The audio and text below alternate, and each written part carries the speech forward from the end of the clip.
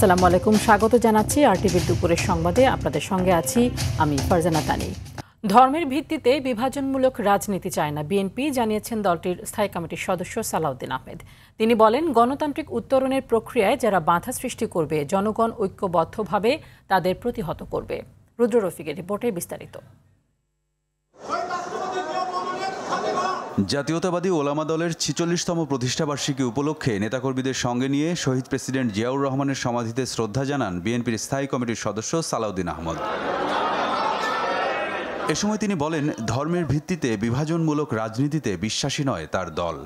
আমরা ধর্মের ভিত্তিতে রাজনীতিতে কোনো বিভাজন চাই না, করব সকল ধর্ম বর্ণের, সকল গোত্রের, সকল ভাষাভাষীর, সকল সংস্কৃতির মানুষকে নিয়ে একটা সমন্বয়ের রাজনীতি বাংলাদেশ জাতীয়তাবাদী দল করে। আগামী জাতীয় নির্বাচন নিয়ে কেউ ষড়যন্ত্র করে সফল হবে না বলেও জানান তিনি। কেউ ষড়যন্ত্র করছে, সেটা দৃশ্যমান। এখানে আন্তর্জাতিক মহলও থাকতে পারে, দেশি বিদেশি শক্তি সক্রিয়, সেটা আমরা অনুমান করতে পারি। কিন্তু বাংলাদেশের জনগণ এখন ঐক্যবদ্ধ। এদেশের গণতন্ত্র উত্তরণের পথে যারাই বাধা সৃষ্টি করবে এবং কোন রকমের ষড়যন্ত্র করবে, সে দেশি হোক বিদেশি হোক, তাদেরকে তারা প্রতিহত করবে। রুদ্র রফিক, আরটিভি, ঢাকা। জুলাই সনদের আলোকে জাতীয় সংসদ নির্বাচন ও পিআর পদ্ধতিতে নির্বাচন সহ ৫ দফা দাবিতে যুগপৎ আন্দোলনের অংশ হিসেবে দ্বিতীয় দফা কর্মসূচি দিল ইসলামী আন্দোলন বাংলাদেশ।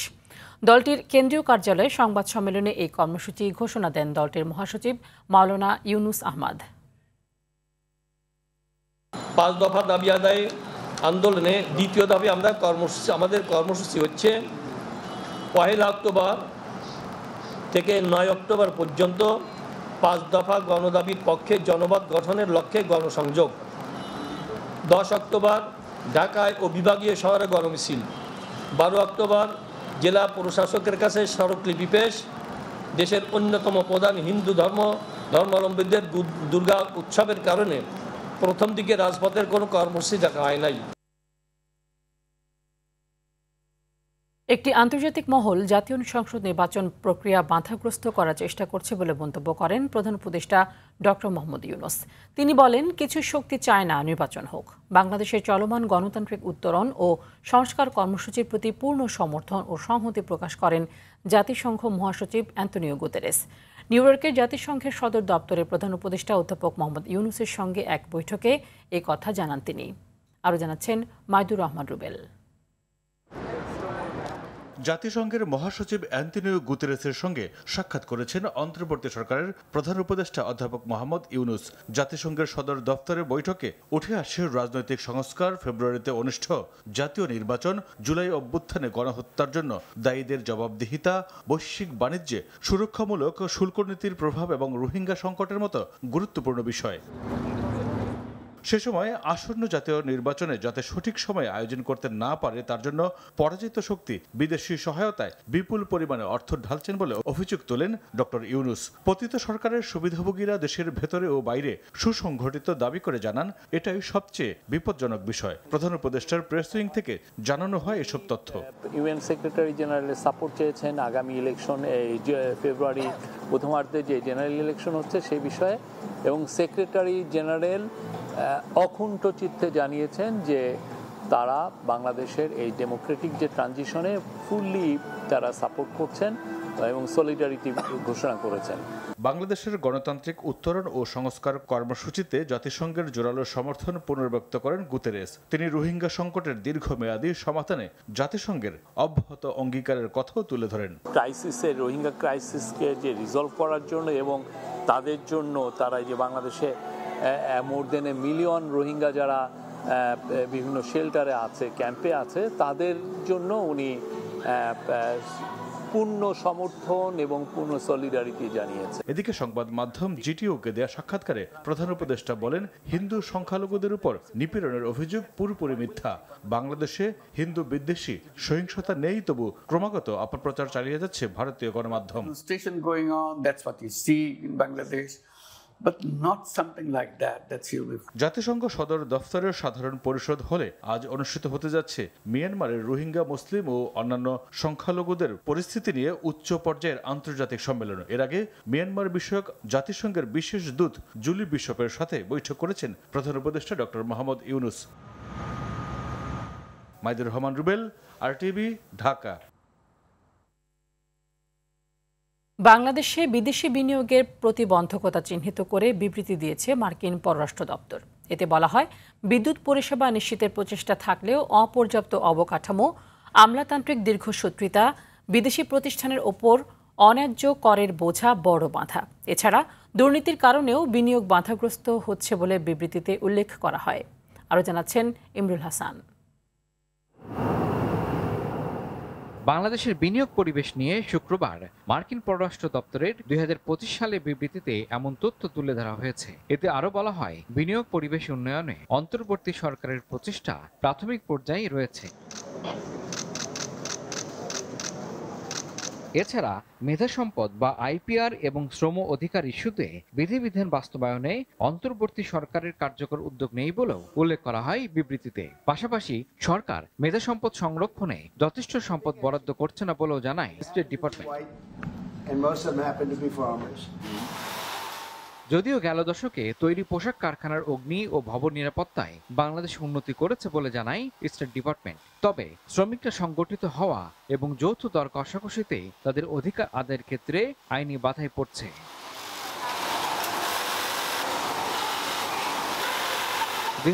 সালে পণ্যের মূল্য বৃদ্ধি এবং উচ্চ আমদানির ফলে বাংলাদেশের ব্যালেন্স অফ পেমেন্ট ভারসাম্যে উল্লেখযোগ্য ঘাটতি দেখা যায়। মোট বৈদেশিক মুদ্রার মজুদ 2021 সালের আগস্টে 48 বিলিয়ন ডলারের সর্বোচ্চ থেকে 2024 সালে 20 বিলিয়ন ডলারের নিচে নেমে আসে।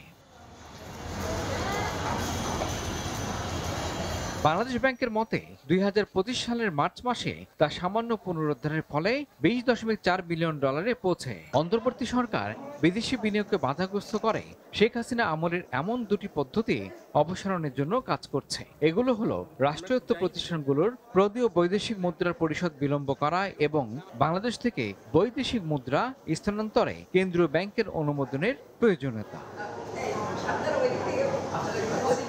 ইমরুল হাসান, আরটিভি। দেশ থেকে পাচার হয়ে যাওয়া অর্থ আগামী ফেব্রুয়ারি মাসের মধ্যে কিছুটা ফিরিয়ে আনা সম্ভব বলে জানালেন অর্থ উপদেষ্টা সালাউদ্দিন আহমেদ। সচিবালয়ে সরকারি ক্রয় সংক্রান্ত উপদেষ্টা পরিষদ কমিটির সভা শেষে অর্থ উপদেষ্টা একথা জানান। তিনি আরও বলেন, পাচার হয়ে যাওয়া অর্থ ফিরিয়ে আনতে আন্তর্জাতিক আইন অনুযায়ী বিভিন্ন দেশ ও সংস্থার সাথে আলোচনা চালিয়ে যাচ্ছে সরকার, অনেক দূর পর্যন্ত অগ্রসর হয়েছে। রাজনৈতিক সরকারের উচিত এই ধারাবাহিকতা বজায় রাখা। নিত্যপণ্য প্রসঙ্গে তিনি বলেন, দাম কিছুটা কমেছে, বাজার স্থিতিশীল রয়েছে, তবে পাইকার ও মজুতদাররা প্রভাব বিস্তারের চেষ্টা করছে।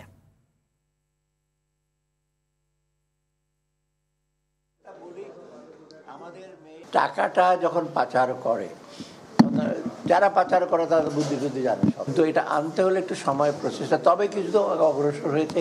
আর অনেক লিগ্যাল ফার্মের সাথে আলোচনা করা হচ্ছে, তারপর অনেক এজেন্সির সাথে আলোচনা, অনেক দূর কোথাও এগোচ্ছে।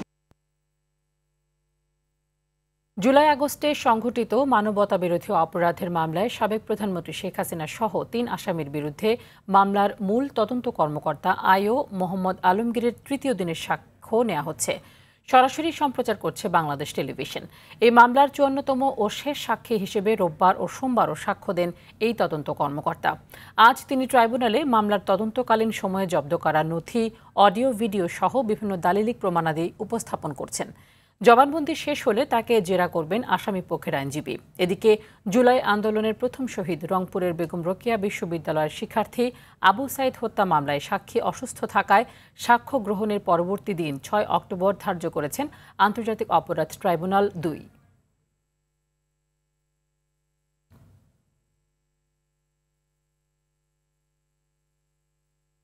ধর্ষণ ঘটনাকে কেন্দ্র করে খাগড়াছড়ি সদর ও গুইমারা উপজেলায় এখনও থমথমে পরিস্থিতি বিরাজ করছে। এদিকে যুগ্ম ছাত্র জনতার ডাকা অনির্দিষ্টকালে সড়ক অবরোধ শিথিলের ঘোষণা দেয়া হলেও এখন পর্যন্ত কোনো যানবাহন ছেড়ে যায়নি। অভ্যন্তরীণ সড়ক যোগাযোগ কার্যত অচল। আজও খাগড়াছড়ি শহর, শহরতলি ও গুইমারার অধিকাংশ দোকানপাট খোলেনি, তবে শহরে সীমিত ইজি বাইক চলাচল করছে। নিরাপত্তা ব্যবস্থা কড়াকড়ির কারণে জরুরি প্রয়োজন ছাড়া কেউ ঘর থেকে বের হচ্ছেন না। খাগড়াছড়ি পৌরসভা, সদর উপজেলা ও গুইমারা উপজেলায় বহাল আছে 144 ধারা।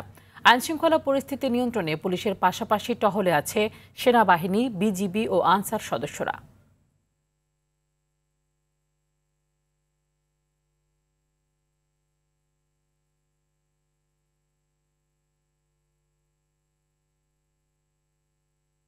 সনাতন ধর্মের সবচেয়ে বড় ধর্মীয় উৎসব শারদীয় দুর্গাপূজার মহা অষ্টমী আজ। এই দিন অগ্নি, বায়ু, বস্ত্র, পুষ্প ও মাল্য এই 5 নৈবেদ্যে পূজিত হন দেবী দুর্গা। সকালে দেবীর চরণে পুষ্পাঞ্জলি দেন ভক্তরা। আজকের সবচেয়ে বড় আকর্ষণ কুমারী পূজা। কুমারী বালিকার মধ্যে বিশুদ্ধ নারীর রূপ কল্পনা করে তাকে দেবী জ্ঞানে পূজা করেন ভক্তরা। রাজধানীর রামকৃষ্ণ মিশন ও মঠে এবারও ধর্মীয় ভাব গাম্ভীর্যের মধ্য দিয়ে কুমারী পূজা উদযাপন করেন হাজারো সনাতন ধর্মাবলম্বীরা।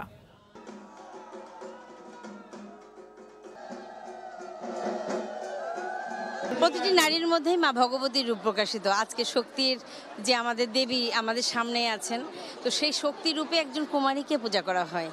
তো একজন নারী হিসাবে অবশ্যই আমি গর্বিত, সম্মানিত বোধ করি যে একজন নারী হয়ে নারীকে পূজা করতে দেখি। আজকে দেবীর কাছে প্রত্যাশা আমরা সবাই যেন ভালো থাকি, হ্যাঁ, দেশের জন্য মঙ্গল হয়, সবাই যেন আমরা আবার 2026 একসাথে আমরা হতে পারি। মহা অষ্টমীর বিষয়ে আরো জানাতে রাজধানীর রামকৃষ্ণ মঠ ও মিশন থেকে যুক্ত হচ্ছেন সহকর্মী শাকিলা করিম।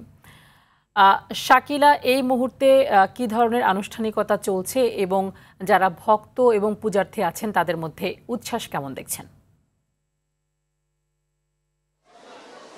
ধন্যবাদ তানি, আপনাকে মহা অষ্টমীর শুভেচ্ছা।